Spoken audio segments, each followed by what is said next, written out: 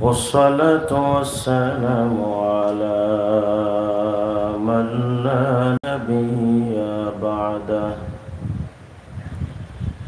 أما بعد فأعوذ بالله من الشيطان الرجيم بسم الله الرحمن الرحيم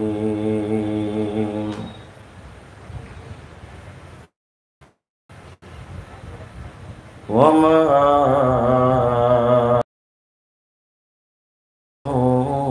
فخذوه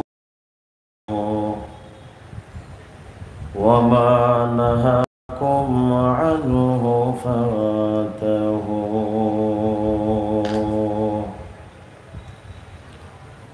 وقال رسول الله صلى الله تعالى عليه وعلى آله وأصحابه والتسليم لو نزل موسى فاتبعتموه وتركتموني لضللتم أو كما قال عليه الصلاة والسلام محبة الشهد الشباب درسي اللهم صل على محمد وعلى آل محمد كما صليت على إبراهيم وعلى آل إبراهيم إنك حميد مجيد اللهم بارك على محمد وعلى آل محمد كما باركت على إبراهيم وعلى آل إبراهيم إنك حميد مجيد সিলেটের ঐতিহ্যবাহী হক ও হক্কানিয়াতের শিরোনামে খাদিমুল কোরআন পরিষদ নামক শিরোনামে আয়োজিত আজকের এই মহতে তাফসিরুল কোরআন মাহফিলের দ্বিতীয় দিনের মুআজ্জাজ সভাপতি, অতিথিবৃন্দ, ওলামায়ে কেরাম, উপস্থিত ধর্মপ্রাণ মুসলমান ভাইয়েরা, পর্দার আড়ালের মা এবং বোনেরা, মহান আল্লাহ রাব্বুল আলামিনের শাহী দরবারে লাখ আজকের এই গুরুত্বপূর্ণ মজলিসে আসার বসার তৌফিক দিয়েছেন। এজন্য আল্লাহ পাকের দরবারে সবাই প্রাণ খুলে মোহাব্বতের সাথে পড়ি আলহামদুলিল্লাহ। বলেন তো আমরা গোলাম কার? আমাদেরকে জীবন্ত রাখেন কে? মৃত্যু দান করেন কে? ফাঁসিতে ঝুলানোর আগে প্রাণ ভিক্ষা দেওয়ার মালিক কে? রিজিক দেওয়ার মালিক কে? সম্মান ও সম্মানের মালিক কে? সন্তান দেওয়ার মালিক কোনো বাবা, মাজার, দরবার? সন্তান দেওয়ার মালিক কে? ভাগ্য পরিবর্তনের মালিক কে? সাতবক জমিন আসমান একচ্ছত্র মালিক একমাত্র কে? সে আল্লাহ তাআলা বড় মেহেরবানি করে আপনাকে আমাকে এখানে এনেছেন। খুব দামি মজলিস এবং দামি মজমা। মুহতারাম হাজিরিন, পবিত্র কালামুল্লাহ থেকে একটি আয়াতে কারিমা আপনাদের সামনে তিলাওয়াত করেছি।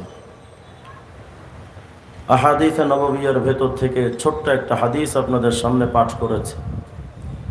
আল্লাহ তাআলা যদি চান আয়াত এবং হাদিসকে সামনে রেখে একটি সারাংশ আলোচনা মুযাকারা করার চেষ্টা করব ইনশাআল্লাহ। শুরুতে আমরা এই বিষয়টা জেনে নেই, উম্মতে মুহাম্মদী হিসেবে আমরা সৃষ্টিগতভাবে অনেক ভাগ্যবান। আল্লাহ তাআলা এই উম্মাহকে যত নিয়ামত এবং উপহার দিয়েছেন, আমাদের সবচেয়ে দামি উপহার হলো মুহাম্মাদুর রাসূলুল্লাহ সাল্লাল্লাহু আলাইহি ওয়াসাল্লাম। আমাদের জন্য এর চেয়ে বড় দামি কোনো উপহার আর নাই। শুধু হুজুরের উম্মত হওয়ার ওসিলায় আল্লাহ তাআলা আপনাকে আমাকে কত সম্মানী এবং মর্যাদা সম্পন্ন বানিয়েছেন। এটা কোরআন এবং সুন্নাহ যদি মোতালা না করা হয় তো বুঝে আসবে না যে আপনি আমি আল্লাহর কাছে কত দামি। সময় কতক্ষণ একটু বলে দিতে, সময় কতক্ষণ হবে?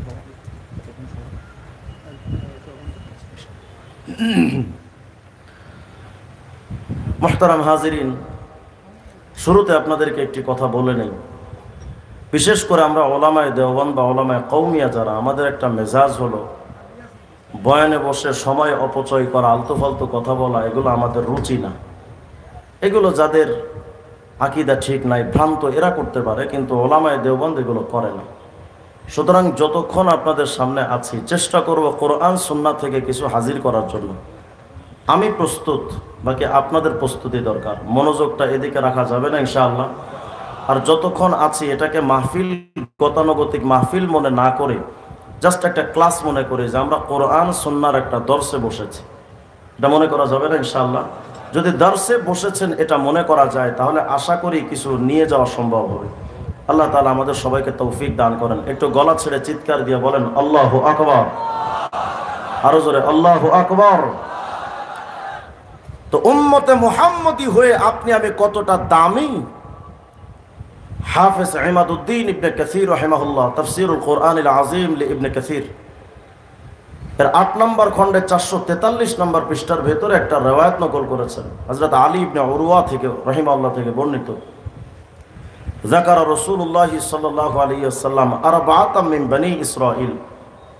হুজুর আকদাস সাল্লাল্লাহু আলাইহি ওয়াসাল্লাম একদিন সাহাবায়ে কেরামের সামনে আলোচনা করছিলেন, সাহাবীদেরকে বোঝাচ্ছিলেন, সাহাবীরা জানো আগের যুগের উম্মতরা কত বিস্তৃত আমল তারা করেছেন, এত এত আমল তারা করেছেন। এর মধ্যে কথা বলতে গিয়ে এক পর্যায়ে হাবিবে কিবরিয়া বললেন, দেখো আগের যুগের বনি ইসরায়েলের ৪ জন মানুষ এমন আছে যেই ৪ জন মানুষ এত বেশি আমল করত যে আবাদুল্লাহ সামানিনা আমা, ৮০ বছর টানা ওই ৪ জন মানুষ টানা ৮০ বছর শুধু ইবাদতই করেছে। সুবহানাল্লাহ বলবেন না? কত বছর? ৮০ বছর। শুধু আমল করেছেন এমন নয়, এই ৮০ বছরের টোটাল সময় লাম ইয়াসুহু তারফাতা আইন, একটা চোখের পলক সমপরিমাণ ১ সেকেন্ডের জন্য তারা আল্লাহ পাকের নাফরমানি করেননি, শুধু আমলই করেছেন টানা ৮০ বছর। আদ-দুররুল মানসুর লিস-সুয়ুতির মধ্যে ১৫ নম্বর খণ্ডের ৫৩৫ নম্বর পৃষ্ঠায় আরেকটা বর্ণনা আছে হযরত মুজাহিদ রাহিমাহুল্লাহ থেকে। কানা ফি বনি ইসরাঈল রাজুল, বনি ইসরাঈলের একজন মানুষ ছিল, যেই মানুষটা ইয়াকুমুল লাইল হাত্তা ইউসবিহ সুম্মা ইউজাহিদু বিন নাহার হাত্তা ইউমসিয়া ফাফআলা যালিকা আলফা শাহর। হযরত মুজাহিদ রাহমাতুল্লাহ আলাইহি বিশিষ্ট তাবী, তিনি বলেন যে বনি ইসরাঈলের একজন মানুষ ছিল, যেই মানুষটা ১০০০ মাস টানা রাতে তাহাজ্জুদ দিনে জিহাদ এভাবে করে ১০০০ মাস কাটিয়ে দিয়েছে। সুবহানাল্লাহ বলবেন না? আচ্ছা কল্পনা করেন তো, ৮০ বছর যাবৎ টানা যেই লোকটা ইবাদত করলেন, ১০০০ মাস যাবৎ যেই লোকটা টানা শুধু আল্লাহর ইবাদতে কাটিয়ে দিলেন, তাদের আমলের ওয়াসাত, তাদের আমলের বিস্তৃতি কত বিশাল ছিল। তাদের আমলের সামনে যদি আপনার আমার আমল পেশ করা হয়, খুঁজে পাওয়া যাবে? বরং এই উম্মতের এমন মানুষ আছে বেঁচে ছিল ৬০ বছর, ফেরেশতারা যখন আমলি জিন্দেগি খুঁজে তো দেখবে যে ৫৫ বছর শুধু হাকিস বিড়ি টেনে মরছে। আমাদের তো আমল নাই। আগের যুগের উম্মতের আমল এত বিশাল, আমাদের আমল কম।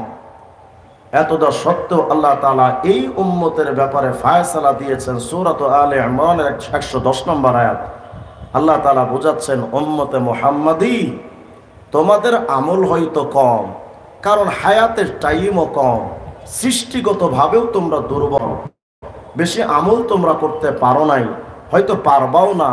তবে উম্মতে মুহাম্মাদি জানো, তোমাদের আমল কম হওয়ার পরেও আমি আল্লাহর কাছে তোমাদের অবস্থান কেমন। এই উম্মতে মুহাম্মাদি কুনতুম খায়রা উম্মাহ, অতীতে যত উম্মত এসেছে সমস্ত উম্মার ভেতরে আমি আল্লাহর কাছে উম্মতে মুহাম্মাদি তোমাদের দাম সবচেয়ে বেশি। সহিহ বুখারী 6887 নম্বর একটা হাদিস আসছে।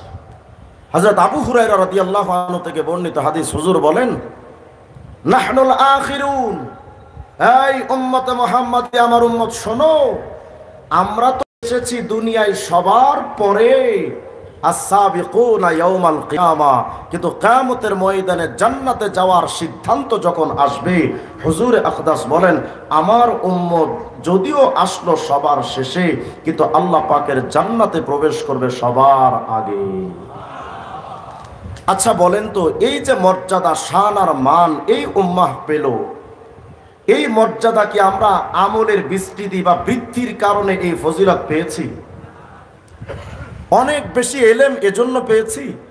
শুধু একটা কারণে পেয়েছি, সেটা হলো আমাদের নবী, আখির নবী হযরত মুহাম্মদুর রাসূলুল্লাহ সাল্লাল্লাহু আলাইহি ওয়াসাল্লাম।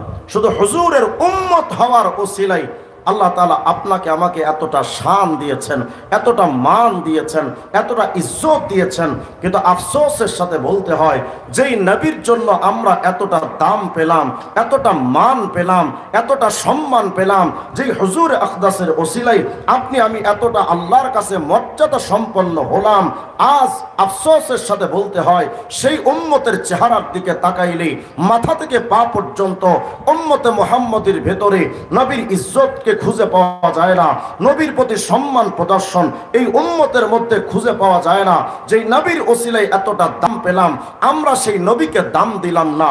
আমার মাথার দিকে তাকাইলে, উম্মতে মুহাম্মাদির মাথার দিকে তাকাইলে, মাথায় নবীজির টুপি নাই, গায়ে নবীজির পাঞ্জাবি নাই, শরীরের মধ্যে নবীর সুন্নাহ নাই, এরা চুল কাটে মেসি আর নেইমারের মতো। হুজুর আকদাসের সুন্নাত তরিকায় আমরা চুল কাটতে অভ্যস্ত হলাম না। আমার দাড়ির কাটিংটা হচ্ছে বিধর্মীদের কালচারে, নবীজির সুন্নাত তরিকায় আমার দাড়ির কাটিংটা হলো না। আমি আওয়ামী লীগ করি, বঙ্গবন্ধুর মতো আমি কোট লাগাইতে শিখেছি, কিন্তু উম্মতে মুহাম্মাদি হয়ে আমার শরীরের মধ্যে নবীর সুন্নাতি পোশাক যে ঢুকবে, এই মেজাজ আপনার আমার আজও পর্যন্ত তৈরি হলো না। আমাদের কথার মধ্যে নবীর সুন্নাহ নাই, আমাদের মুআমালার মধ্যে নবীর সুন্নাহ নাই, আমাদের ব্যবসা বাণিজ্যের মধ্যে নবীর সুন্নাহ নাই। খবর নিয়ে দেখবেন, নবীর সুন্নাহ অনুযায়ী মুসলমান, অধিকাংশ মুসলমান নবীর সুন্নাহ অনুযায়ী ব্যবসা বাণিজ্য করে না। অথচ হিন্দুরা তার খরিদ্দারদেরকে কোনোদিন ওজনে কম দেয় না, হিন্দুরা তার খরিদ্দারদেরকে ঠকাইতে চায় না, কিন্তু উম্মতে মুহাম্মাদি খরিদ্দারদেরকে ঠকাচ্ছে, দ্রব্য মূল্যে ভেজাল দিচ্ছে। ব্যক্তি জীবনে নবী মানি না আমরা, পারিবারিক জীবনে নবী মানি না আমরা। আমাদের ঘরে খাওয়ার স্টাইলটা হচ্ছে বিধর্মীদের কালচারে টেবিল বিছিয়ে, হুজুরে আকদাসের সুন্নাত তরিকায় দস্তরখান বিছিয়ে খানা খাওয়ার মেজাজ আজও পর্যন্ত উম্মতে মুহাম্মাদির তৈরি হলো না। আমাদের কোন ক্ষেত্রে নবী আছে? আমরা বিয়ে শাদী করতে যাচ্ছি, ওটাও নবীজির সুন্নাত তরিকায় হয় না। আমাদের বিয়ে শাদী হচ্ছে হিন্দুদের প্রথায়, নবীজির সুন্নাহ মোতাবেক আমাদের বিয়ে শাদী হয় না। তো আমাদের ব্যক্তি জীবনে নবীর সুন্নাহ নাই, পারিবারিক জীবনে নবীর সুন্নাহ নাই, সামাজিক জীবনে যারা সমাজপতি হন, যারা সমাজের লিডার হন, তাদের বিচার সালিশের দিকে তাকাইলে দেখা যায় নবীর আদর্শ অনুযায়ী তারা বিচার সালিশ করে না। 7 খুন করে কোনো আসামি যদি সামনে বসে থাকে, ওই নেতার সামনে টেবিলের নিচ দিয়ে যদি টাকার 2টা বান্ডেল দেওয়া যায়, 7 খুনের আসামিও ক্ষমা পেয়ে যায়। আমাদের কোন ক্ষেত্রে আমরা নবীকে মানি না। পারিবারিক জীবনে নবী নাই, ব্যক্তি জীবনে নবী নাই, সামাজিক জীবনে নবী নাই, আর রাষ্ট্রীয় জীবনে ৭২-এর সংবিধান তো আমাদের উপরে চাপিয়ে দিয়েছে 4টা কুফরি তন্ত্র। নবীর ইসলামতন্ত্র আমাদের সংবিধানে জায়গা হয় নাই। গণতন্ত্র কুফরি মতবাদ জায়গা পেয়েছে, সমাজতন্ত্র জায়গা পেয়েছে, ধর্মনিরপেক্ষ মতবাদ জায়গা পেয়েছে, জাতীয়তাবাদের মতো 4টা কুফরি তন্ত্র এই মুসলিম মিল্লা জাতির উপরে 4টা কুফরি তন্ত্র বেঈমানরা চাপিয়ে দিয়েছে। আমরা সেগুলো নিয়ে এখন ঘুরপাক খাচ্ছি। আমরা মনে মনে ভাবছি, মাথায় তো কিছু হলে হয়তো টুপি দেই, শুক্রবারে নামাজ আদায় করি, আর মসজিদ মাদ্রাসায় যাই, মাহফিল হলে তো খাদিমুল কোরআনে গিয়ে বসি, আমরা তো কনফার্ম জান্নাতি। এই বুঝ দিয়ে আমরা ঘুরছি। অথচ বেঈমানরা রাষ্ট্রের ক্ষেত্রে গণতন্ত্র মেনে নিয়েছে। গণতন্ত্র, সমাজতন্ত্র, রাজতন্ত্র, প্রজাতন্ত্র, সাম্যবাদ, পুঁজিবাদ, জাতীয়তাবাদ, বস্তুবাদ, ধর্মনিরপেক্ষ মতবাদের মতো মানব প্রচিত কুফরি তন্ত্র দিয়ে তারা রাষ্ট্রীয় মডেল মেনে নিয়েছে। লেনিনকে, কার্ল মার্ক্সকে, মাও সেতুং, আব্রাহাম লিঙ্কন, জিয়া এরশাদ, মুজিব, তাদেরকে তারা রাষ্ট্রীয় মডেল মেনে নিয়েছে। অথচ আমরা ব্যক্তি জীবনে নবীকে মডেল মানি নাই, পারিবারিক জীবনে নবীকে মডেল মানি নাই, রাষ্ট্রীয় জীবনে তারা বেঈমানদেরকে মডেল বানিয়েছে। রাষ্ট্র ক্ষেত্রে নবীকে তারা মডেল মানে নাই, আদালতগুলো বেঈমানদের কুফরি তন্ত্র অনুযায়ী চলে। অথচ 92% মুসলমানের সংবিধান হওয়ার দরকার ছিল। এই সংবিধানে ইসলামতন্ত্র জায়গা পাবে, বেঈমানদের পালন করার তন্ত্র জায়গা হবে না। কিন্তু আমরা সেই তন্ত্রগুলো হারিয়ে প্রতিষ্ঠিত করে ফেলেছি। মুসলিমরা সকালবেলা ফজরের নামাজ পড়ে ভোট দিতে যাবে তাদের যারা গণতন্ত্র প্রতিষ্ঠার কথা বলে, জাতীয়তাবাদ প্রতিষ্ঠার কথা বলে, ইসলামতন্ত্র প্রতিষ্ঠার কথা যে ওলামায়ে কেরাম বলবে, তাদের পক্ষে মুসলমানদের সাপোর্ট থাকে না। অথচ উনি ভাবতেছেন উনি কনফার্ম জান্নাত ক্লিয়ার করে ফেলেছেন, উনি মরলেই মনে হয় জান্নাত। শুনে রাখেন, ইসলাম শুধু ব্যক্তি জীবনের নাম নয়, শুধু মাথায় টুপি দেওয়ার নাম নয়। আমরা যারা এখানে আছি সবাই তো মনে মনে ভাবছি আমরা তো 100% মুসলমান। আল্লাহর কসম করে বলি 100% মুসলমান। 72-এর সংবিধানের পর থেকে আজ পর্যন্ত আমার বাংলাদেশের স্বাধীনতার 54 বছরে একটা মানুষও বাংলাদেশে 100% ইসলাম পালন করতে পারে নাই। কেন? টুপির মাথায় দেওয়াই শুধু ইসলামের সীমাবদ্ধতা নয়, শুধু মাথায় টুপি দেওয়া, মুখে দাড়ি রাখা, গায়ে পাঞ্জাবি দেওয়া, এটাই তো শুধু ইসলাম নয়। চোর চুরি করলে রাষ্ট্রীয়ভাবে তার হাত কাটতে হবে, ওটাও যে একটা ইসলাম। ডাকাত ডাকাতি করলে রাষ্ট্রীয়ভাবে তার আইন আছে ইসলাম অনুযায়ী, ওটাও যে একটা ইসলাম। কিছুদিন আগে আমাদের বাংলাদেশে মাগুরাতে আসিয়া নামক একটা ছোট্ট বাচ্চা মেয়ে ধর্ষণের শিকার হলো। বাংলাদেশের আইন, মানব প্রচিত আইনের ধারার অবস্থা হলো এমন, ধর্ষিতা আসিয়া কবরে চলে গেছে, মরে গেছেও, তার লাশটা মাটির সাথে মিশে একেবারে ভস্মীভূত হয়ে গেছে। কিন্তু বাংলাদেশের সেই মানব প্রচিত তন্ত্রের আদালতের আইন আজও পর্যন্ত তার বিচারকদেরকে বিচারের নামে তাদেরকে বাঁচিয়ে রেখেছে। ইসলামের আইন যদি থাকতো, আসিয়া কবরে যাওয়ার আগে তার ধর্ষকদেরকে পল্টন বা মুক্তাঙ্গ করে জীবন্ত হতে ফেলা হতো। কিন্তু সেই আইন আমাদের সামনে প্রতিষ্ঠিত হতে দিচ্ছে না। ওই বেঈমানরা আমাদেরকে ধোঁকা দিয়ে আমাদেরকে শুধু বিষ খাইয়ে দিয়েছে। আমরা মনে মনে ভাবছি আমাদের দেশ তো রাষ্ট্র, মুসলিম রাষ্ট্র। আমরা গর্ব করে বলি বৃহত্তম মুসলিম রাষ্ট্র, দ্বিতীয় রাষ্ট্র, বৃহত্তম মুসলিম রাষ্ট্র হিসেবে বাংলাদেশ স্বীকৃত। আমরা তৃপ্তি সহকারে বলি। আর আমাদেরকে রাষ্ট্র ধোঁকা দিচ্ছে। সংবিধানের শুরুতে লেখা আছে বিসমিল্লাহির রহমানির রহিম, পরম করুণাময় অসীম দয়ালু আল্লাহর নামে শুরু করছি।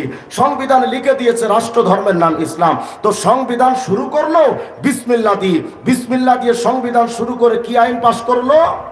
মদের আইন বৈধ, সুদের আইন বৈধ, পতিতালয় বৈধ, সুস্পষ্ট ফতোয়া।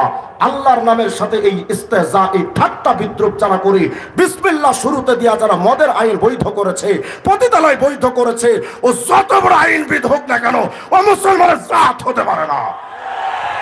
অথচ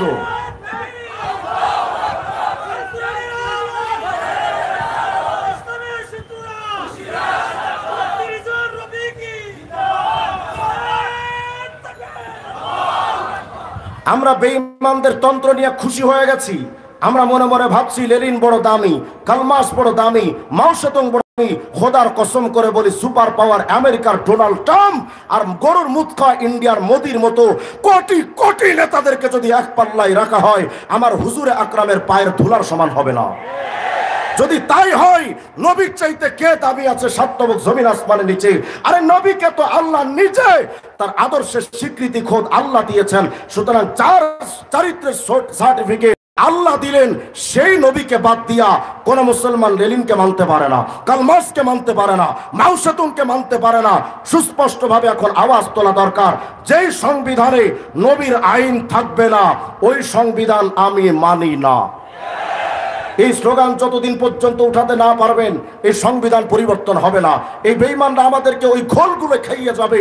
আমাদের বড় বড় লিডার, বড় বড় নেতারা আমাদেরকে বলে, হুজুর আপনারা এই যে মুহাম্মদের কথা কন, মুহাম্মদ তো এসেছিল 1400 বছর আগে, তো মুহাম্মদের আইন দেয়া যদি রাষ্ট্র চলে, দেশটা 1500 বছর 1400 বছর আগে পিছিয়ে যাবে না? যেহেতু 1400 বছর আগের ইসলাম, অথচ তারা যে গণতন্ত্রের চর্চা করে, ওই গণতন্ত্র এসেছে গ্রিসের অ্যাথেন্সে 2000 বছর আগে। এখান থেকে 2000 বছর আগের গণতন্ত্র দিয়ে যদি দেশ চালানো যায়, ইসলামতন্ত্র দিয়েও দেশ চালানো যায়। যারা মনে করে মোল্লারা কি পারে, মোল্লাদের দ্বারা কি হবে, মোল্লারা কিচ্ছু করতে পারে না, তা আমি জানতে চাই গত 54 বছরে তোরা কি ঘোড়ার ঘাস কাটলি দেখা? তোরাও তো কিছু পারিস না। তবে যারা এ কথা বলো মোল্লাদের দ্বারা কি হবে, আমি তোমাদেরকে ইতিহাস স্মরণ করিয়ে দিচ্ছি। 1400 বছর আগে মোল্লা আবু বকর সিদ্দিক, মোল্লা ওমর ফারুক, মোল্লা উসমান জুন্নুরাইন, মোল্লা আলী, মুআবিয়া, রসুল আরবির মতো মোল্লারা এমন একটা সমাজ গঠন করেছিল, যেই সমাজ জাহিলিয়াতের আধার কেটে একটা সোনালী সমাজ উপহার দিয়েছিল। সেই ইসলাম পৃথিবীর যেই প্রান্তে প্রতিষ্ঠিত হয়েছিল সেখানেই শান্তি প্রতিষ্ঠিত হয়েছিল। এটা শুধু ইতিহাসের পাতায় সীমাবদ্ধ নয়। যারা বলো মোল্লারা কি পারে, তাদেরকে চ্যালেঞ্জ করে বলি, টাকা দেখ তোর বাপ মোল্লাগুলোর দিকে আফগানিস্তানে সামান্য কতিপয় টুপিওয়ালা পাগড়িওয়ালারা এমন একটা রাষ্ট্র গঠন করেছে, ওই আফগানিস্তান এখন চুরি নাই, ডাকাতি নাই, সেনা নাই, শান্তিতে যদি নোবেল পাওয়ার যোগ্য কোনো রাষ্ট্র থাকে একমাত্র আফগানিস্তান। সুতরাং এটা প্রতিষ্ঠিত হয়ে গেছে, মোহাম্মদ আরবির ইসলামতন্ত্র ছাড়া শান্তি আসবে না। আমরা মনে মনে ভাবছি এদের দিয়ে শান্তি আসবে, আমরা মনে মনে ভাবছি লেনিন তো অনেক দামি মানুষ, কার্ল মার্কস তো অনেক দামি মানুষ, তারা তো বিশ্ব নেতা ছিল। আরে বেটা, যেই লেনিন কার্ল মার্কস বিশ্ব নেতা ছিল, আর আমার মুহাম্মদ রাসূলুল্লাহ তো পুরা জাহান, পুরা জগৎ, পুরা সৃষ্টি জগতের নেতা। কিভাবে আমি আপনাদেরকে হুজুরের শান শোনাই বলেন? তবে খুলে দেখেন আসিরাজুল মুনির নামক কিতাব, খণ্ড 3 পৃষ্ঠা 15। চলেন না আজকে আমাদের নবীর শান নিয়ে কিছু বলি। একটা ছেলে আজকে রাসূল আরবি আলাইহিস সালামের নামে খতমে নবুয়তের শানে একটা তারানা পড়েছে, একটা নাত পড়েছে। কি চমৎকার তার সিদ্ধান্তগুলো ছিল। যারা নবীকে আখির নবী মানে না তারা সুস্পষ্ট কাফের। অথচ আমরা এই ব্যাপারটাও ক্লিয়ার না। অনেকে মুসলমান এখানে আছে কাদিয়ানীদের আকীদা পর্যন্ত জানে না, রাসূল আরবিকে তারা চিনে না, খতমে নবুয়তের ব্যাপারে এরা জানে না। অথচ তাদের এটা জানা দরকার ছিল, আমার নবী এত দামি, ওই নবীর পরে অন্য কোন নবীকেও মানা যায় না। আরে কার মানা যাবে? আমার নবীকে তো আদম পর্যন্ত মেনেছে, আমার নবীকে তো খলিলুল্লাহ ইব্রাহিম পর্যন্ত মেনেছে। আমার নবীকে মানতে এই আখিরি জামানায় কিয়ামতের আগে ঈসা ইবনে মারিয়াম নামক একজন নবী, জলিলুল কদর নবী, তিনি আসবেন ঈসা এই পৃথিবীতে, কিন্তু ঈসা নবী এসে নিজের ধর্ম পালন করতে পারবেন না। ঈসা নবী আমার নবীর মতো টুপি মাথায় দিবেন, ঈসা নবী আমার নবীর মতো দাড়ি রাখবেন, ঈসা নবী আমার নবীর মতো পোশাক পরবেন, ঈসা নবী আমার নবীর শরীয়ত মানবেন। এটাই সুস্পষ্ট। আল্লাহর সত্য নবী ঈসাও যদি আমার নবী ছাড়া অন্য কিছু মানতে না পারে, তাহলে এই জামানায় মির্জা কাদিয়ানির কুলাঙ্গার উম্মতেরা মির্জা কাদিয়ানিকে মেনে মুসলিম যে দাবি করে, ওদের শিক্ষা একমাত্র জুতা পিটা। নবীকে মানা যায় না অন্য কাউ, আমার নবী ছাড়া আর কাউকে মানা যায় না। চলেন না আজকে আমার নবীর শান আপনাদেরকে একটু শোনায় যে আমার নবী কত দামি ছিলেন। খোলেন আসিরাজুল মুনির নামক কিতাব, খণ্ড 3 পৃষ্ঠা 15। আল্লাহর হাবিব যখন মেরাজে যাবেন মসজিদে হারাম থেকে মসজিদে আকসা, হুজুরের সাথে ছিলেন হযরত জিবরিল আমিন আলাইহিস সালাম। যখন মসজিদে আকসায় হুজুর হাজির, সাল্লা হুয়া ওয়া জিবরাইল কুল্লু ওয়াহিদ রাকাতাইন, 2 রাকাত নামাজ আদায় করলেন মসজিদে আকসায় গিয়ে। জিবরাইলও পড়লেন, নবীও পড়লেন। 2 রাকাত নামাজ আদায় যখন হয়ে গেল, জিবরিল আমিন তাকায় দেখলেন মসজিদে আকসায় তো আমরা এখন এসেছি, কিন্তু মসজিদে আকসায় কোনো লোকজন তো নাই। কারণ রাত্রবেলা মসজিদে আকসায় কে বা থাকবে? হুজুরকে স্বাগতম জানাবে, সালাম দিয়ে মারহাবা জানাবে, এমন কোন লোক মসজিদে আকসায় নাই। কি করা যায়? হযরত জিবরিল আমিন দেখলেন কাউকে না কাউকে তো দরকার। ফাআযানা জিবরাইল আল মালায়েকা, জিবরিল আমিন এবার ফেরেশতাদেরকে ডাক দিলেন। ওয়া নাযালাত মিনাস সামা, আসমান থেকে কাতারে কাতারে ফেরেশতারা নেমে আসলো। ওয়া হাশারা লাহু জামিআল মুরসালিন ওয়াল আম্বিয়া, সমস্ত নবীগণ হাজির, রাসূলগণ হাজির। মুহূর্তের মধ্যে পুরা মসজিদে আকসা লোকে লোকারণ্য হয়ে গেছে। কিন্তু আজকে মসজিদে আকসায় এসেছেন কারা? যারা এসেছেন কেউ বা নবী, কেউ বা রসুল, কেউ বা ফিরিস্তা। এখানে আপনার আমার মতো কোনো আলতু ফালতু লোক না, সবাই নবী, রসুল, ফিরিস্তা। আচ্ছা কল্পনা করেন তো, যেই মসজিদে আকসায় নবী, রসুল, ফিরিস্তাদের দিয়ে পুরা মসজিদে আকসা ভরপুর, এই দৃশ্যটা কত চমৎকার, কত মুনাওয়ার। এমন দৃশ্য আল্লাহর হাবিব তাকিয়ে দেখছেন। ফাআরাফান নবী আন নবিয়্যিন, আপনার আমার নবী তাকালেন, তাকিয়ে চিনতে পারলেন। মিন বাইনে কায়েম ওয়া সাজিদ, হুজুর আকরাম তাকালেন, ওই যে বাবা আদমও এসে গেছেন, ওই যে ইব্রাহিম, ওই যে কালিমুল্লাহ মুসা, ওই যে রূহুল্লাহ ঈসা, ওই যে জবিহুল্লাহ ইসমাইল, সমস্ত নবীরা মসজিদে আকসায় ভরপুর হয়ে গেছে। সমস্ত নবীদের আগমনে কেউ দাঁড়িয়ে নামাজ পড়ছেন, কেউ রুকুতে আছেন, কেউ সেজদায় আছেন। হুজুরে আকরাম সবাইকে দেখতেছেন। ইতিমধ্যে ফাআদ্দানা মুআদ্দিন, জনক ব্যক্তি আজান দিয়ে বসলো মসজিদে আকসায়। ওয়া উকিমাতিস সালাহ, একামত হয়ে গেল। আজান একামতের পর ফাকামু সুফুফা, সবাই কাতারবন্দি হয়ে দাঁড়িয়ে গেলেন। যেহেতু আজান একামতের পরে জামাতের শুধু নামাজটা বাকি থাকে, সবাই জামাতে দাঁড়িয়ে গেছেন। আজকে মসজিদে আকসার কাতারে যে মুসল্লি যারা, এরা সাধারণ কোনো মানুষ না, কেউ বা নবী, কেউ বা রসুল, কেউ বা ফিরিস্তা। আচ্ছা কল্পনা করেন তো, নবী রসুল ফিরিস্তাদের এই জামাতের এই কাতারগুলো কত চমৎকার, কত দামি হতে পারে। সবাই তো দাঁড়িয়ে গেছেন ঠিক, কিন্তু ইয়ান্তাজিরুনা মা ইয়াউম্মুহুম, সবাই অপেক্ষমান ছিলেন আজকের এই দামি জামাতে ইমামতি করতে পারে এমন মহান ইমাম সাহেবকে। বাবা আদম আবুল বাশার, আরে তিনি তো ইমামতি করার সাহসই পান না। খলিলুল্লাহ ইব্রাহিম মুসলিম মিল্লার বাবা, তিনিও সামনে যাওয়ার হিম্মত করেন না। সবাই দাঁড়িয়ে আছেন, পিনপতন নীরবতা, নিস্তব্ধতার আধার, কেউ সামনে এগিয়ে যায় না। ইমামতির মুসল্লা খালি, কিন্তু প্রত্যেকটা কাতারে নবী রাসূল ফেরেশতারা মুক্তাদি, ইমামতির মুসল্লা খালি। জিবরিল আমিন দেখলেন কি করা যায়, সমস্ত মুসল্লিরা তো কাতারবন্দি হয়ে দাঁড়ানো, ইমামতি করবে কে? হযরত জিবরিল আমিন আসছেন। এরা উম্মতে মুহাম্মাদি, চিনলা না নবীরে, যে আপনার আমার নবী কত দামি। তো শোনেন, আল্লাহর হাবিবকে যখন দাঁড়িয়ে আছেন, আদম ইব্রাহিম সবাই দাঁড়ায়া, হযরত জিবরিল আমিন এসেছেন আপনার আমার নবীর কাছে। ফাআখাযা জিবরাইল বিয়াদিহি সাল্লাল্লাহু আলাইহি ওয়াসাল্লাম ফাকাদ্দামা, আপনার আমার রাসূলের হাতটা ধরে জিবরিল আমিন বলছেন, ওগো আব্দুল্লাহর পুত্র মুহাম্মদ, আজকের এই দামি জামাতে ইমামতি করতে পারে, আরে এমন মহান যোগ্যতা আর কার আছে? মুহাম্মদ তুমি সামনে এগিয়ে যাও, নবী রাসূল ফেরেশতাদের ইমাম হয়ে যাও। আপনার আমার নবী তো সমস্ত ফিরিস্তাদের ইমাম, নবী এবং রসুলদের ইমাম, সমস্ত জাহানের ইমাম।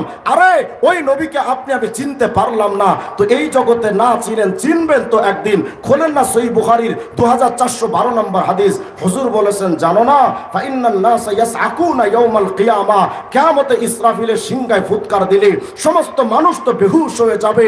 চিনলা না আমি মুহাম্মদকে, ফাআকুনু আউওয়ালা মান তানশাক্কু আনহুল আরদ, এই জমিন ফেড়ে সর্বপ্রথম কিয়ামতে যিনি উঠবে তিনি আর কেউ না, আমি মুহাম্মদ রাসূলুল্লাহ। খোলেন জামে তিরমিজির হাদিস 3615 নম্বর হাদিসটা তালাশ করে দেখেন। আজকে তো আপনি অমুক তমুকের নেতা বানান, হয়তো ব্যক্তি জীবনে মোহাম্মদ আরবির আদর্শ মেনে টুপি মাথায় দিয়েছেন, গায়ে পাঞ্জাবি লাগিয়েছেন, কিন্তু আপনার রাজনৈতিক দর্শন কি? আপনার রাজনৈতিক নেতা কি লেনিন হবে, কালমাস হবে, মাও সেতুং হবে, না মুহাম্মদ রাসূলুল্লাহ হবে? হয়তো দুনিয়াতে আমরা নবীকে রাষ্ট্রীয় মডেল মানলাম না, তবে কিয়ামতের ময়দানে নবী ছাড়া আর কোনো বিকল্প রাস্তা থাকবে না। এটা আমার কথা নয়, হুজুর বলেছেন, এই উম্মত চিনো না আমারে, আনা সাইয়্যিদু বুলদি আদম ইয়াউমাল কিয়ামাতি ওয়ালা ফখর, কিয়ামতের ময়দানে আমি মুহাম্মদ সমস্ত ডাক্তারদের নেতা, ডক্টরদের নেতা, পলিটিশিয়ানদের নেতা, বিজনেসম্যানদের নেতা, আরে আরবি বলো আর আজমি, দেশি বলো আর প্রবাসী, নবী রাসূল আর ফেরেশতা, কিয়ামতের ময়দানে কোথায় তোমার লেনিন, কালমাস, মাও সেতুং, আব্রাহাম লিঙ্কন, কোথায় তোমার জিয়া এরশাদ আর মুজিব? কিয়ামতের ময়দানে কোন নেতা থাকবে না, শুধুমাত্র একজনই নেতা, মুহাম্মদ রাসূলুল্লাহ। আপনি আমি তো নবীর সুন্নাতের ইসলামের পতাকা নিচে আসতে চাই না। মুসলমানকে যদি বলি, ভাই একটু মাথায় টুপিটা দেন না, গায়ে পাঞ্জাবিটা লাগান না, মুখে দাড়িটা রাখেন না, এই উম্মত মুহাম্মাদের কণ্ঠ থেকে আওয়াজ ভেসে আসে, হুজুর দাড়ি টুপি পাঞ্জাবি লাগাইলে তো লজ্জা লজ্জা লাগে। শুনে রাখো উম্মতে মুহাম্মাদি, যেই দাড়ি টুপি পাঞ্জাবি নিয়ে ঘুরতে আজ তোমার লজ্জা হয়, আগামীকাল কিয়ামতে ওই দাড়ি টুপি পাঞ্জাবি নূর ছাড়া কিয়ামতে দাঁড়াইতে ভয়ে তোমার ভেতরে অন্তরাত্মা ভূমিকম্পের মতো থরথর করে কাঁপতে থাকবে। কেউ তোমাকে বাঁচাতে আসবে না। নবীর ছায়াতলে আপনি আমি আসলাম না, গণতন্ত্রের ছায়ায় আশীর্বাদ দিতে যাচ্ছি, জাতীয়তাবাদের ছায়ায় আশীর্বাদ দিতে যাচ্ছি, অন্যান্য বিষয়ের সাথে আপনি আমি সীমাবদ্ধ থাকতেছি, কিন্তু আমি ইসলামী সিয়াসত করি না, ইসলামী রাজনীতি করি না। তার মানে আমি রসুলের ইসলামকে আমি প্রতিষ্ঠিত হোক এটা আমি চাচ্ছি না। তবে আপনি আমি যদি না মানি কি আসে যাবে?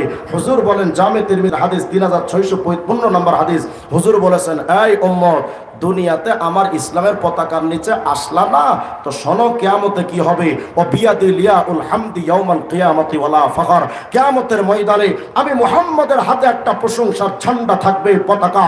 মা মিন নবিয়্যিন ইয়াউমা ইযিন আদম ফামান সাওয়া ইল্লা তাহতা লিওয়াই, আমি মুহাম্মদের পতাকার নিচে সমস্ত নবী রাসূল পর্যন্ত সবাই এসে আমি মুহাম্মদের পতাকার নিচে দাঁড়িয়ে যাবে।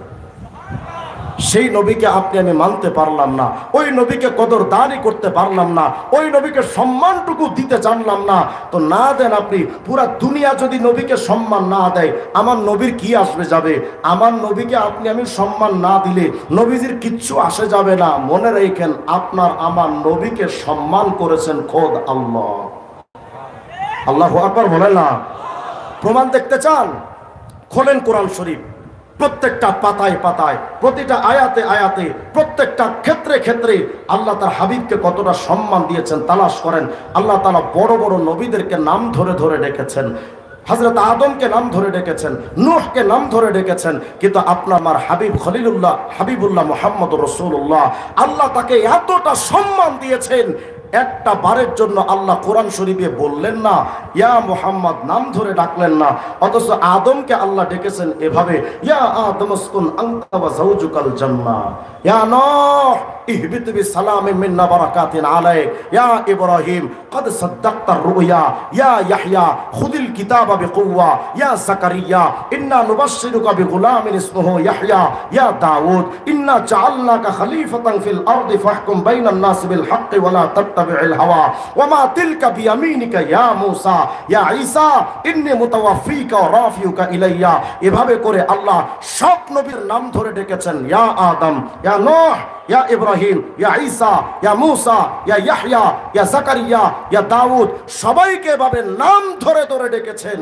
কিন্তু আপনার আমার নবীকে যখন আল্লাহ ডাকতে চেয়েছেন, ইয়া মুহাম্মদ নাম ধরে ডাকেননি, অত্যন্ত সম্মানের সাথে, আজমতার হুরমতের সাথে, মহব্বতার দরদের সাথে, ভালোবাসা আর নম্রতার সাথে, চূড়ান্ত আবেগ উজাড় করে দিয়ে, অত্যন্ত মায়া করে, স্নেহ ভরে আল্লাহ তার হাবিবকে ডেকেছেন এভাবে, ইয়া আইয়ুহান নবী হাসবুকাল্লাহ, ইয়া আইয়ুহার রাসূল বাল্লিগ মা উনজিলা ইলাইকা মির রাব্বিক, ইয়া আইয়ুহাল মুজাম্মিল কুমিল লাইলা ইল্লা কালিলা, ইয়া আইয়ুহাল মুদাথথির কুম ফাআনযির, ইয়াসিন ওয়াল কুরআনিল হাকীম। শুধু তাই নয়, আল্লাহ তার হাবিবকে এতটা সম্মান দিয়েছেন। আগামীকালকে এখানে আমার উস্তাদ মুহতারাম মাওলানা মামুনুল হক সাহেব যখন আসবেন, ওনার নাম যখন ঘোষণা করবে, দেখবেন এখানে যিনি ঘোষণা করবেন তিনি বলবেন না যে এখন মামুনুল হক ওয়াজ করবে, এটা বলবেন না। উনি বলবেন শাইখুল হাদিস ইবনে শাইখুল হাদিস, বাংলাদেশের জিন্দা শাহজালাল, এরকম কিছু লকব আলকাব সিফাত ইউজ করে তারপরে ওনার নামটা ধরবেন। এমনি এমনি শুধু নাম ধরবেন না। খোলেন না কোরআন শরীফ, আল্লাহ তাআলা রাসূল মুহাম্মদ আরবির নাম কোরআন শরীফে অনেক জায়গায় আল্লাহ কয়েক জায়গায় উচ্চারণ করেন, কিন্তু কোন জায়গায় আল্লাহ তার হাবিবের নামটা লকব ছাড়া উচ্চারণ করে। হয়তো বলেছেন রাসূলুল্লাহ, নয়তো বলেছেন খাতামুন নবিয়্যিন। খোলেন, আল্লাহ বলেছেন মুহাম্মাদুন ইল্লা রাসূল কদ খালাত মিন ক্বাবলিহি রাসূল মুহাম্মাদুর রাসূলুল্লাহ ওয়াল্লাযীনা মা'হু আশিদ্দাউ আলাল কুফফার মা কানা মুহাম্মাদুন আবা আহাদিন মির রিজালিকুম ওয়ালাকিন রাসূলুল্লাহি ওয়া খাতামান নবিয়্যিন। আমি বুঝাতে চাচ্ছি, যেই নবীকে সম্মান আল্লাহ নিজে দেন, ওরে উম্মতে মুহাম্মাদি, সেই নবী মুহাম্মদ আরবির দাড়িটা সেলুনে গিয়া কাইটা ক্লিন শেভ করে তুমি নবীজির মহব্বতের দাড়িটা সেলুনে যখন ফালাচ্ছ, নবীজির মহব্বতের দাড়িটা সেলুনে, ওই সেলুনে যিনি কাজ করে সে নিজে তার জুতার নিচে দিয়ে পাড়াচ্ছে। মুচি মেথর নিকৃষ্ট মানুষগুলো নবীর মহব্বতের দাড়িটাকে পাড়াচ্ছে। তুমি নবীকে আর কতবার অপমান করার পরে তোমার বিবেক জাগ্রত হবে, আমার তো বুঝে আসে না। আর কবে জাগ্রত হবে আমাদের বিবেক? নবীজি বলেছেন আমার মতো টুপি লাগাও, আমার মতো চুল কাটো, আমার মতো দাড়ি রাখো। তুমি উম্মতে মুহাম্মাদি কেমন জানি নবীজিকে বার্তা দিচ্ছ, ওগো নবী আপনার চুলের কাটিং আমার পছন্দ না, এর জন্য একটা বাদ দিয়েছি। আমার কাছে লেলিন, আমার কাছে মেসি আর নেইমারের চুলের কাটিং পছন্দ। নবী আপনার পোশাকের স্টাইল আমার কাছে পছন্দ না, আমার কাছে বলিউড টলিউডের নায়ক নায়িকার পোশাক পছন্দ। নবী আপনার রাজনীতি আমার কাছে পছন্দ না, আমার কাছে লেনিন, কার্ল মার্কস, মাও সেতুং, আব্রাহাম লিঙ্কনদের রাজনীতি। আপনি নবীকে কতটা অপমান করার পরে ক্ষান্ত হবেন আমাকে একটু বলেন তো। কবে ক্ষান্ত হবে নবীকে অপমান করে? তবে পুরা দুনিয়া যদি নবীকে অপমান করে নবীর কিচ্ছু আসে যাবে না। আপনি আমি যদি নবীকে মহব্বত না করি আমার নবীর কিচ্ছু আসে যাবে না। যদি মহব্বত করি নিজেদের উপকার করব, মহব্বত না করলে নিজেদের ক্ষতি করব, আমার নবীর কিচ্ছু আসে যাবে না। কারণ পুরা কায়নাত যদি নবীকে মহব্বত না করে কিছুই হবে না। কারণ আমার আপনার নবীকে তো আল্লাহ নিজে মহব্বত করে। আসতে বললেন সুবহানাল্লাহ। কতটা মহব্বত শুনতে চান? জামে তিরমিজি খোলেন, 2616 নম্বর হাদিস তালাশ করেন। নবীজির আপন চাচাতো ভাই রাইসুল মুফাসসিরিন হযরত আব্দুল্লাহ ইবনে আব্বাস রাদিয়াল্লাহু আনহুমার বর্ণনা। হযরত আব্দুল্লাহ ইবনে আব্বাস বলেন, এই দুনিয়ার মানুষ শোনো, জালাসা নাসুম মিন আসহাবি রাসূলিল্লাহি সাল্লাল্লাহু আলাইহি ওয়াসাল্লাম ইয়ানতাজিরুনা। একদিন নবীজির সাহাবায়ে কেরাম তারা বসেছিলেন এক জায়গায় নবীজির অপেক্ষায় যে কখন হুজুর আসবেন, দ্বীনি নসিহত পেশ করবেন। তো সাহাবায়ে কেরাম নবীজির নসিহত শুনবেন, কিন্তু হুজুরের আসতে একটু দেরি হচ্ছিল। তো এই ফাঁকে সাহাবায়ে কেরাম মনে মনে ভাবলেন, যেহেতু নবীজির আসতে একটু দেরি হচ্ছে, তা আমরা এমনি দ্বীনি কিছু কথা বইলা লই। তো একজন দাঁড়ায় কয়, এই সাহাবীরা শোনো, কি সমস্যা? ইন্নাল্লাহ ইত্তাখাযা মিন খালকিহি খলিলা ইত্তাখাযা ইব্রাহিমা খলিলা। সাহাবীরা জানো, পুরা সৃষ্টি জগতের ভেতরে আল্লাহ তাআলা একজনকে বাছাই করে তাকে বানিয়েছেন খলিলুল্লাহ। তিনি কে জানো? হযরত ইব্রাহিম আলাইহিস সালাম। আচ্ছা কল্পনা করো তো, পুরা সৃষ্টি জগতে ওয়ান পিস খলিলুল্লাহ ইব্রাহিম কত দামি হতে পারে? তো সবাই বললেন আসলে তো ঠিক। আবার বলা হচ্ছে, এই একজন খলিলুল্লাহ হলে উনি যদি দামি হয়, তা আমি তো ভেবে দেখলাম আদমও তো কম না। আদম ইস্তাফাহুল্লাহ, আদম আলাইহিস সালাম তিনিও তো সফিউল্লাহ, আর তো কোনো সফিউল্লাহ নাই। তো খলিলুল্লাহ একজন হলে উনি যদি দামি হয়, সফিউল্লাহ একজন, তিনিও তো দামি। আরেকজন কহা তাও ঠিক, কিন্তু ভেবে দেখলাম দেখো মুসা নবীও কিন্তু কম না। কেন? ফামুসা কাল্লামাহু তাকলিমা। মুসা তো ওয়ান পিস কালিমুল্লাহ, যার সাথে আল্লাহ নিজে ডাইরেক্টলি কথা বলেছেন, আর তোকে কালিমুল্লাহ নাই, তো মুসাও তো দামি। আরেকজন কহা তাও ঠিক, কিন্তু আরেকটু চিন্তা করো তো, ঈসা নবীও তো কম না। কেন? ফাইসা কালিমাতুল্লাহির রূহ, ঈসা তো রূহুল্লাহ, আল্লাহর আত্মা উপাধি পেয়েছেন। তো রূহুল্লাহ ঈসা কত দামি?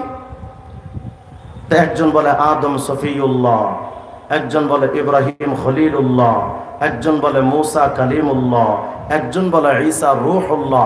হুট করে ফাআকবালান নবী ওয়াসাল্লামা আলাইহিম, নবীজি এসে সাহাবীদের সালাম দিয়ে ওয়াসামিয়া মা ইয়াতাদাকারুন, সাহাবীদের আলোচনা পর্যালোচনা নবীজি শুনলেন।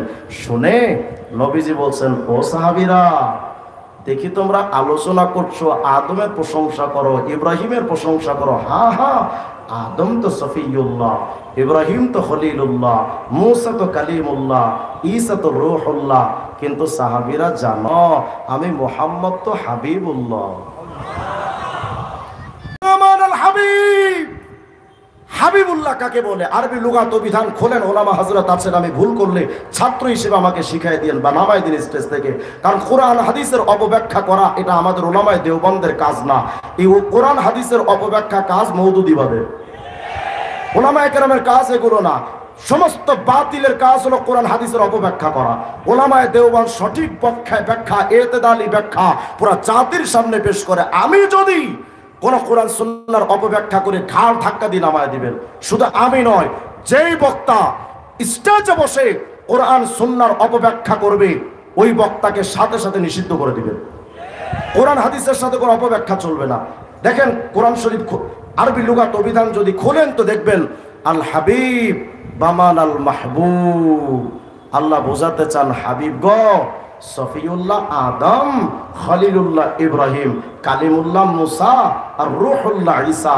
আল্লাহ যেন তার হাবিবকে হাবিবুল্লাহ দিয়ে বোঝাতে যাচ্ছেন নবী গো আদম সফিউল্লাহ হতে পারে, কিন্তু ইন্না আদম ওয়া হাওয়া বাকায়া মিআতাই সানা, আদম আলাইহিস সালাম তো টানা 200 বছর কেঁদেছেন। টার্গেট ছিল একটা, আল্লাহকে খুশি করা। আদম আলাইহিস সালামের টার্গেট ছিল আল্লাহ ওই জান্নাতে নিষিদ্ধ বৃক্ষ খেয়ে ফেলেছি, মাফ করে দেন, মাফ করে দেন, মাফ করে দেন করে আদম হাওয়া টানা 200 বছর কেঁদেছিলেন। টার্গেট ছিল একটা, আল্লাহকে খুশি করা। নমরুদের আগুনে ঝাঁপ দিয়েছিলেন ইব্রাহিম খলিলুল্লাহ, টার্গেট ছিল একটা, আল্লাহকে খুশি করা। নিজের সন্তানকে জবাহ করতে উদ্যত হয়েছিলেন হযরত ইব্রাহিম খলিলুল্লাহ, টার্গেট ছিল একটা, আল্লাহকে খুশি করা। নীল দরিয়ায় ঝাঁপ দিয়েছিলেন কালিমুল্লাহ মুসা, টার্গেট ছিল একটা, আল্লাহকে খুশি করা। নিজের জীবনকে স্বর্গ করতে প্রস্তুত ছিলেন রূহুল্লাহ ঈসা, টার্গেট ছিল একটা, আল্লাহকে খুশি করা। করা। আল্লাহ বুঝাতে চান নবী গ সফিউল্লাহ আদম, খলিলুল্লাহ ইব্রাহিম, কালিমুল্লাহ মুসা আর রূহুল্লাহ ঈসা। ও নবী, সবাই তো আমি আল্লাহকে খুশি করতে চাই, আর আমি আল্লাহ সূরা দোহার 5 নম্বর আয়াতে ঘোষণা দিলাম ওয়ালা সাউফা ইউতিকা রাব্বুকা ফাতারদা। নবী, সবাই তো আমারে খুশি করতে চায়, আর আমি আল্লাহ নিজে তোমাকে খুশি করতে চাই। আরো জোরে কর লিল্লাহি তাকবীর। আর যে নবীকে আল্লাহ নিজে খুশি করতে চান, আল্লাহ তাকে কতটা মহব্বত করেন, কতটা ভালোবাসেন। ওই নবীকে যদি আপনি আমি ভালো না বাসি, নবীর তো অনেক ক্ষতি হয়ে যাবে নাকি? নবীজির অনেক ক্ষতি হয়ে যাবে। আল্লাহ যাকে ভালোবাসেন তার ভালোবাসা পাওয়ার আর জায়গা কই? ভাইরা, আল্লাহ তার হাবিবকে শুধু এতটুকুই ভালোবাসেন না, ভালোবাসার আরেকটা নমুনা আপনাদের সামনে পেশ করি। ওলামায়ে কেরাম আছেন, আমার কথাটাই মাইন্ড করবেন না, এটা একটু ভিন্ন দিকে যাবে। সামান্য একটা শব্দ, আপনাদের সিলেটে ছেলে মেয়েরা প্রেম করে না? আরে কথা কয়, যেই ছেলেরা মেয়ের সাথে প্রেম করে দেখবেন ওই ছেলেটা নিজের নামের শুরু অক্ষর আর মেয়ের নামের শুরু অক্ষর নিয়ে হাতের মধ্যে ট্যাটু করে। ফর এক্সাম্পল, এভাবে লেখে S+M, লেখে না? হাতের মধ্যে লেখে, বুকের মধ্যে ট্যাটু করে, দেওয়ালে দেওয়ালে লেখে, বাথরুমে বাথরুমে লেখা রাখে। তার মানে ওই ছেলেটা বোঝাতে চায় আমার নামের পাশে যার নাম সে আমার প্রেমিকা, আমার প্রেমাস্পদ, আমার ভালোবাসার মানুষ। আল্লাহ বোঝাতে চান নবী গ, নামের পাশে নাম থাকা যদি হয় ভালোবাসার বহির প্রকাশ, তা আমি আল্লাহও তো আপনাকে ভালোবাসি, আমি আল্লাহ এটাও বাদ দেবো কেন? সূরা আলাম নাসরা 4 নম্বর আয়াত আল্লাহ বলে নবী ওয়ারাফানা লাকা যিকরা, আই ইদা যুকিরতু যুকিরতা মাই। নবী গো, সাতবক জমিন আসমান সহ পুরো সৃষ্টি জগতের যেখানে যেখানে আমি আল্লাহর নাম থাকবে, সেখানে সেখানে আপনি মুহাম্মদের নাম উচ্চারিত হতে থাকবে। একটা প্রমাণ দেই আপনাদের, কত উপরে নাম। যুবক ভাই, তুমি তো মেসি আর নেইমারের পাগল। মেসি আর নেইমারের নাম ফিফা টুর্নামেন্টের গুরুত্বপূর্ণ জায়গায় আছে। মেসি আর নেইমারের নাম পৃথিবীর এথারে এথারে তাদের নামটা ভাসতে থাকে, এজন্য তুমি মেসি আর নেইমারের পাগল। অথচ তোমার জানার দরকার ছিল তোমার নবীর নাম শুধু দুনিয়াতে সীমাবদ্ধ নয়, সাতবক জমিন আসমান পাড়ি দিয়া, লৌহ কলম পাড়ি দিয়া, কুরসি পাড়ি দিয়া, আরে কত উপরে তোমার নবীর নাম। আল্লামা কাসতালানী একটা কিতাব লিখেছেন আল মাওয়াহিবুল লাদুনিয়া, খণ্ড 3 পৃষ্ঠা 605 একটা রিওয়ায়াত নকল করেছেন। রিওয়ায়াত নিয়ে অনেক মুহাদ্দিসিনে কেরাম প্রশ্ন তুললেও আল্লামা কাসতালানী বলেছেন হাদা হাদিসুন সহিহ। কি হাদিস? হযরত আদম আলাইহিস সালাম একদিন আল্লাহকে বলছেন, ও আল্লাহ, 200 বছর ধইরা তো কাঁদলাম, মাফ করেন মাফ করেন, করলেন তো না। তো আল্লাহ, আমি আদম আজকে নতুন একটা ঢঙে, নতুন একটা স্টাইলে আপনার কাছে ক্ষমা চাচ্ছি। কি কইতে চাও কও, এদিক খেয়াল করেন। আল্লাহ, আমি আদম তো 200 বছর ধরে কাঁদলাম, ক্ষমা তো করলেন না, আজকে আমি নতুন করে ক্ষমা চাচ্ছি। আল্লাহুম্মা আসআলুকা বিহাক্কি মুহাম্মদ। আল্লাহ, আমি আদমকে মুহাম্মদের ওসিলায় মাফ করে দেন। আল্লাহ রাব্বুল আলামিন জিজ্ঞেস করেন, ইয়া আদম ওয়া কাইফা আরাফতা মুহাম্মাদান। আল্লাহ তাআলা জিজ্ঞেস করেন, আদম, মুহাম্মদ রে তুমি চিনলা কেমন, আমার একটু বোঝাও তো। ওয়ালাম আখলুকুহু, এখনো পর্যন্ত সৃষ্টি করে তো আমার মুহাম্মদ রে দুনিয়াতে পাঠাই নাই, চিনলা কেমনে আদম? সিলেটের মুসলমান কন, আদম আলাইহিস সালাম আমাদের নবীজিকে কেমনে চিনেন এটা আল্লাহ জানেন না জানেন না? জিজ্ঞেস করেন কেন? কারণ মাহবুব, মাসুক, প্যারা, ভালোবাসার মানুষের নামের যতই আলোচনা হয় ততই শুনতে ভাল লাগে। আল্লাহ তাআলা জিজ্ঞাসা করেন, আদম, মুহাম্মদ রে তুমি চিল্লা কেমনে কও? হযরত আদম বলেন, রব, সেটা তো এই দুনিয়ার জিন্দেগির কথা নয়, সেটা তো ওই সৃষ্টি জগতের, রুহের জগৎ আর সৃষ্টি জগতের কথা। কি কথা আদম কও, ও আল্লাহ লাম্মা খলাকতানি বিয়াদিকা, আপনি যখন কুদরতি হাত দিয়া তথা সম্মানের সাথে আমারে বানাইলেন, আমার বডি স্ট্রাকচারটা যখন ওই সৃষ্টি জগতে বানালেন, ওয়া নাফাখতা ফিয়া মির রূহিকা, আমার ভেতরে যখন সম্মানের রূহটা যখন আমার মধ্যে ঢুকা দিলেন, আয় আল্লাহ আমি আদম যখন আমার ভেতরে আমি রূহটা জানটা জীবনটা পাইলাম, তখন তো আমি চলতে শিখেছি, দেখতে শিখেছি, হাঁটতে শিখেছি। আমি যখন ওই সৃষ্টি জগতে রূহ পাইয়া যখন তাকাইতে শিখলাম, রফাতু রাসি, আমার মাথাটারে একটু উপরের দিকে উঠালাম, আমি বুঝতে চাইলাম দেখি না আমার মাথার উপরে কত সৃষ্টি আছে, ওটাও তো দেখা দরকার। আয় আল্লাহ আমি আদম যখন মাথার উপরের দিকে যখন তাকাইলাম, চাইয়া দেখি বিরাট বড় আরশে আজিম। এত বড় আরশে আজিমের ভিতরে মিলিয়ন বিলিয়ন ট্রিলিয়ন কোটি খুঁটিও আবার দেওয়া আছে। ওগো আমার রব, আমি যখন আরশের খুঁটিগুলোর দিকে নজর করলাম, তাকাইলাম, ফারাআইতু কওয়ামিয়াল আরশ মাকতুবুন আলাইহা লা ইলাহা ইল্লাল্লাহ মুহাম্মাদুর রাসূলুল্লাহ। আয় আল্লাহ, আরশের খুঁটিগুলোর দিকে যখন তাকাইলাম, আমি চাইয়া দেখি প্রত্যেকটা খুঁটির মধ্যে, প্রতিটা খুঁটির মধ্যে এক পাশে তো আপনার নাম, আরেক পাশে নবী মুহাম্মদ রাসূলুল্লাহর নাম। তখন আমি বুঝে নিলাম এ মুহাম্মদ সাধারণ কোন মানুষ না।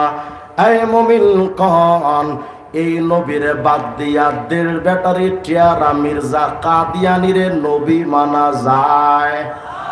আসতে কইলেন কেন? আরো জোরে কন। শুধু মির্জা কাদিয়ানি যে নবী দাবি করছে বিষয়টা এমন নয়।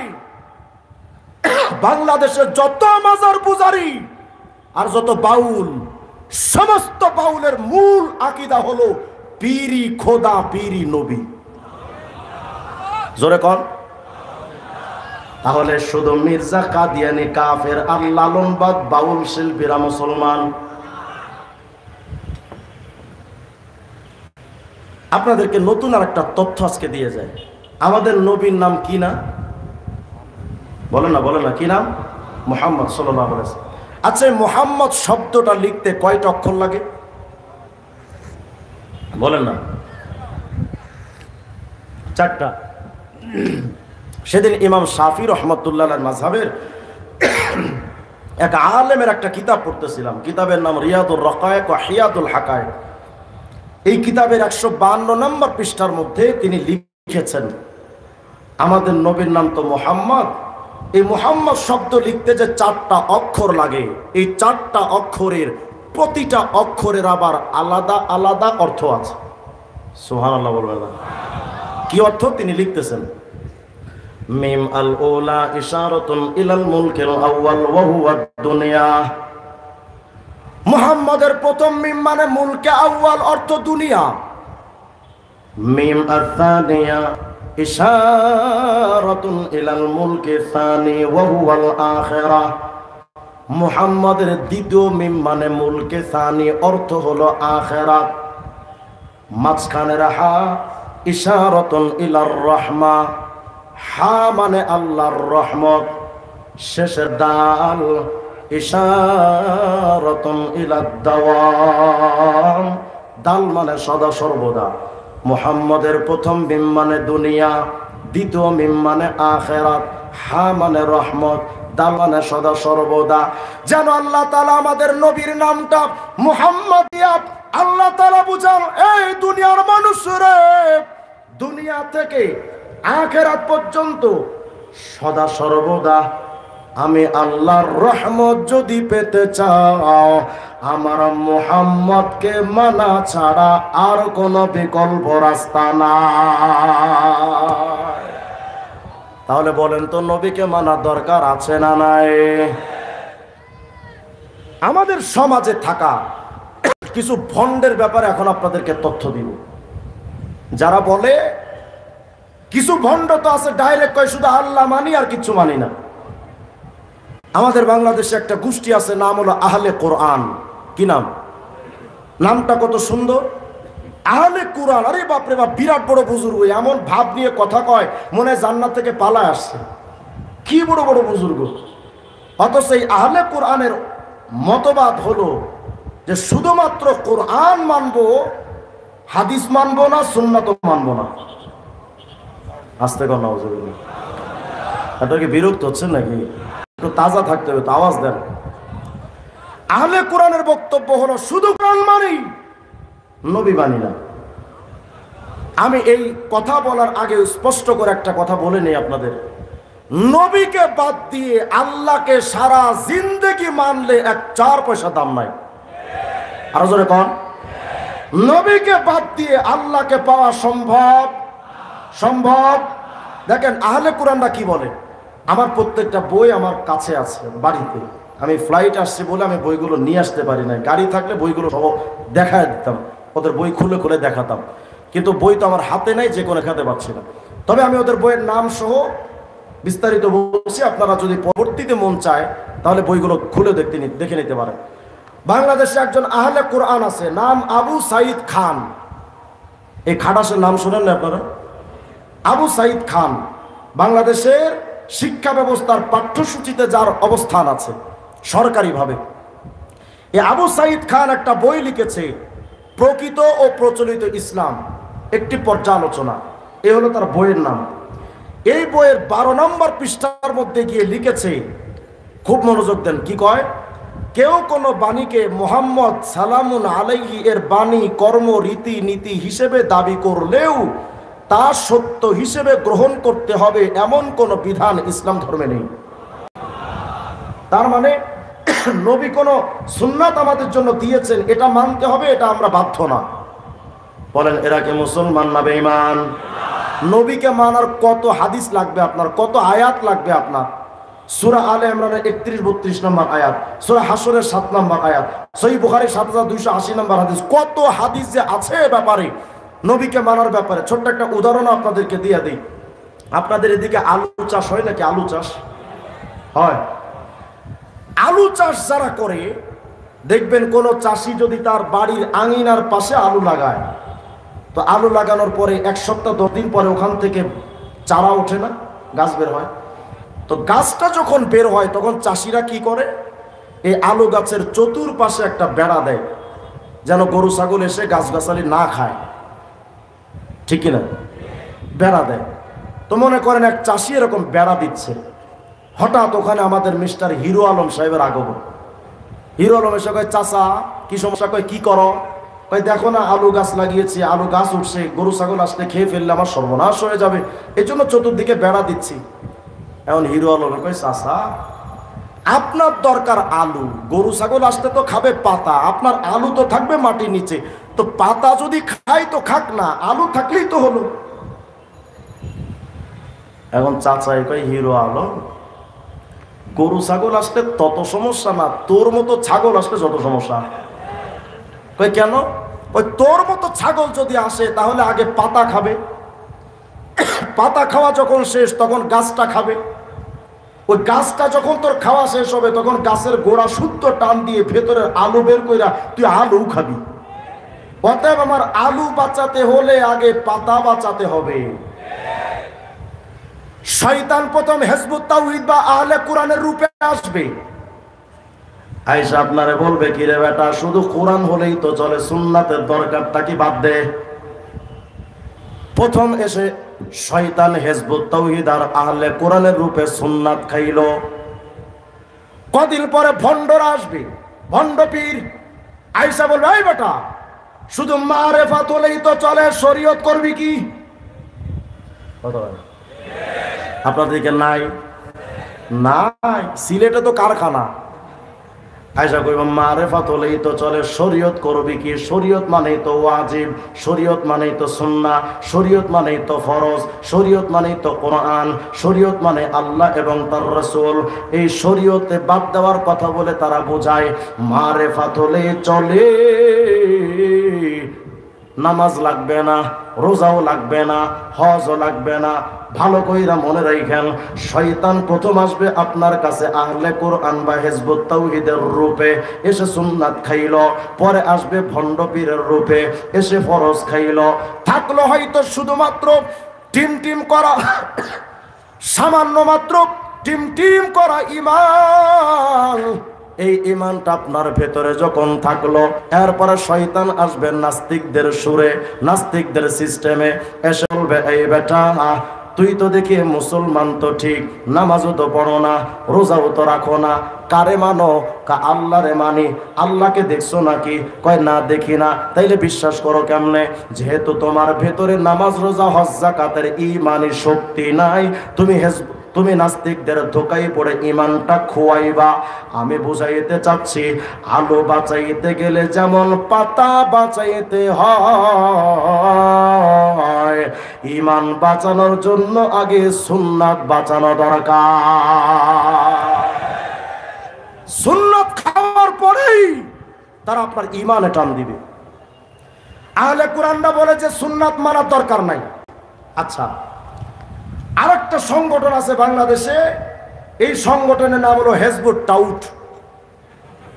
কি নাম? হিজবুত তাওহীদ। আমি হিজবুত তাওহীদ বলি না। কেন বলি না জানেন?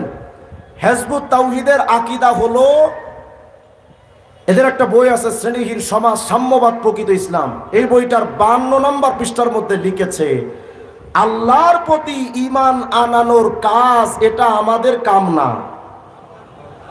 তো যাদের কাজের মধ্যে তাওহীদই নাই, তারা হিজবুত তাওহীদ না হিজবুত তাওহীদ। এই তাওহীদটা কি কয় দেখেন। হিজবুত তাওহীদের একটা বই হলো ইসলাম শুধু নাম থাকবে। এই বইটার 133, 134 এই 2 পৃষ্ঠার, মানে 33 পৃষ্ঠার শেষ, 34 পৃষ্ঠার শুরু, লিখতেছে আল্লাহ রসুলের ব্যক্তিগত কোনো কিছু মেনে চলার জন্য তিনি আমাদেরকে বলেননি। আস্তে বলেন নাউজুবিল্লাহ। আল্লাহ রসুল কি তাকে মানার কথা বলেননি? কথা বলেন। কত দলিল লাগবে আপনাদের? হাজার হাজার দলিল। আলাইকুম বিসুন্নতি ওয়া সুন্নাতিল খুলাফাইর রাশিদিন আল মাহদিয়িন। আলাইকুম বিসুন্নতি এখানেও আছে, মা তারাকতু ফীকুম আমরাইন লাম তাদিল্লু মা তামাসসাকতুম বিহিমা, কিতাব আল্লাহ সুন্নাত নবিয়্যিহি। আল্লাহর হাবিবের কত হাজার, কুল্লু উম্মতি ইয়াদখুলুনাল জান্নাতা ইল্লা মান আবা, কিলা ওয়া মাইয়া আবা, ক্বালা মান আতাআনি দাখালাল জান্নাহ ওয়া মান আসানি ফাকাদ আবা, সাতাফতারিকু উম্মতি আলা 73 মিল্লাহ কুল্লুহুম ফিন্নার ইল্লা মিল্লাতান ওয়াহিদা, কিলা ওয়া মান হুম ইয়া রাসূলুল্লাহ, ক্বালা মা আনা আলাইহি ওয়া আসহাবি। নবীকে মানার ব্যাপারে হাজারো হাদিস, হাজারো আয়াত থাকার সত্ত্বেও যেই হিজবুত তাওহীদ বলে নবীকে মানার কথা নবী বলেননি, আমি বলবো তোমাদের কাছে নবী রূপে যেই লোকটা এসে তোমাদেরকে ধোঁকা দিয়েছে, সে লোকটা নবী নয়, সে হলো বায়েজিদ খান পন্নী, মিথ্যাবাদী। তোমাদেরকে সঠিক জ্ঞান দেয়নি।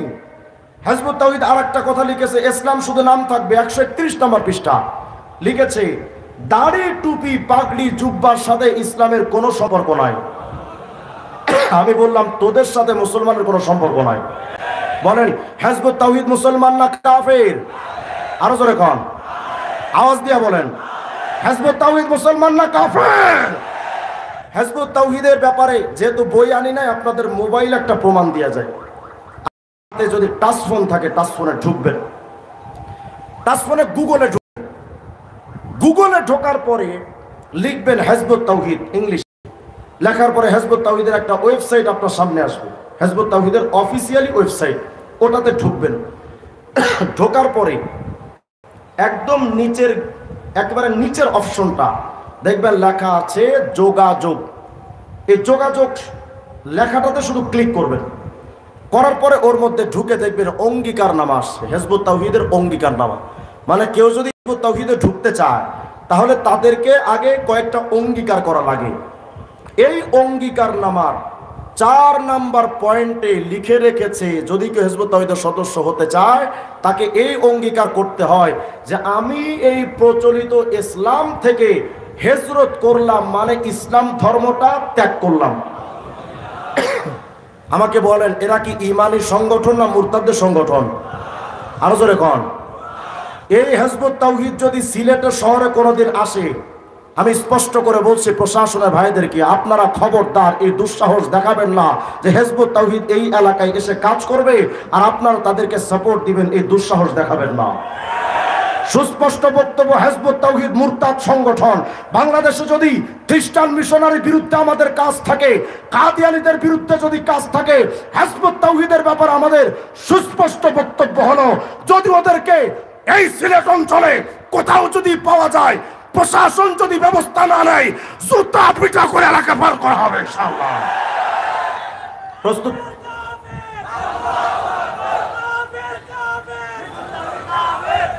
প্রস্তুত থাকবেন তো ইনশাআল্লাহ? আমাদেরকে ওরা সবক শেখায়, বিশেষ করে প্রশাসনে ভাই, আপনাদেরকে ক্লিয়ারলি বলছি, আমাকে এই সরকার, স্বৈরাচার সরকার পতনের পর 3 জায়গায় আমাকে প্রশাসন বাধা দিয়েছে, আমাকে ওয়াজ করতে দিবে না। আমি বললাম কেন? হিজবুত তাওহীদ আপনার নামে রিপোর্ট করেছে। আমি বলি, হিজবুত তাওহীদের পক্ষ থেকে আমাকে গত স্বৈরাচার সরকার আমলে স্বরাষ্ট্রমন্ত্রী আসাদুজ্জামান কামাল নিজে আমাকে ডেকে নিষেধ করেছে, হেরেই মানি নাই। আপনি কি? 6টা মামলা কাঁধে নিয়ে ঘুরছি। মনে রাখবেন, জুনায়েদ বাবুনগরী নাই, কিন্তু তাদের সন্তানরা জীবন্ত আছে। আমার ছবি দুনিয়াতে নাই, তার সন্তানরা জীবন্ত আছে। এই বাংলাদেশ আকাবির আসলাফ উলামায়ে দেওবন্দ চলে যেতে পারে, তার সন্তানরা ইসলামকে বুকে ধারণ করবে। প্রস্তুত থাকবেন ইনশাআল্লাহ? যদি বাতিলদের সাথে লড়াই করতে গিয়ে জান দেওয়া লাগে, আমি তৈরি আছি। আপনারা তৈরি থাকবেন ইনশাআল্লাহ? রক্ত যদি দিতে হয়, রক্ত দিতে তৈয়ার। গত সরকার আমলে 2বার কারাগারে থেকেছি, 2বার মাত্র গ্রেফতার হয়েছি, এটা আমাদের জন্য কম। হোসেন আহমদ মাদানী রহমতুল্লাহর জুলুমের চেয়ে অনেক কম জুলুম সহ্য করেছি। আরে সেই পথ তো আমাদের পাড়ি দেওয়া লাগবে। হুসাইন আহমদ মাদানী রহমতুল্লাহ আলাইহির প্রতিনিধিত্ব করতে গিয়ে তার মতো মাল্টার জেলখানা আমাদেরকেও থাকতে হবে, আমাদেরকেও কারাবরণ করতে হবে। তবে হুসাইন আহমদ মাদানী রহমতুল্লাহ আলাইহির মতো সেই আওয়াজ আপনাদেরকে শুনিয়ে দেই। হুসাইন আহমদ মাদানী রহমতুল্লাহ আলাইহি যখন ব্রিটিশরা তারা গ্রেফতার করেছিল, হুসাইন আহমদ মাদানীর কাঁধে একটা সাদা পোশাক, একটা কাপড় থাকতো। হুসাইন আহমদ মাদানী রহমতুল্লাহ আলাইহিকে জিজ্ঞেস করা হয়েছিল, হুসাইন, এই যে কাপড় তুমি তোমার কাঁধে রেখেছো, কিসের কাফন? হোসেন আহমদ মাদানী বলেছিলেন, আরে জালেম, তোমরা যদি আমাকে শহীদ করো, আমি তোমাদের কাছ থেকে কাফনের কাপড় ভিক্ষা চাইবো না, এই জন্য কাফনে কাপড় নিয়ে ঘুরি। সুতরাং সেই হুসাইন আহমদ মাদানী রহমতুল্লাহর উত্তরসূরি বাংলাদেশের সমস্ত কওমে ওলামায়ে কেরাম, বিশেষ করে আমরা এক ঝাঁক ওলামায়ে কওমিয়াত তরুণ লোক, আমরা কিছু ওলামায়ে কেরাম একত্রিত হয়েছি। ইনশাআল্লাহ টেকনাফ থেকে তেতুলিয়া, রূপসা থেকে পাথুরিয়া, বাংলাদেশের প্রত্যেকটা বাতিলের মসনদকে কাঁপিয়ে দেব ইনশাআল্লাহ।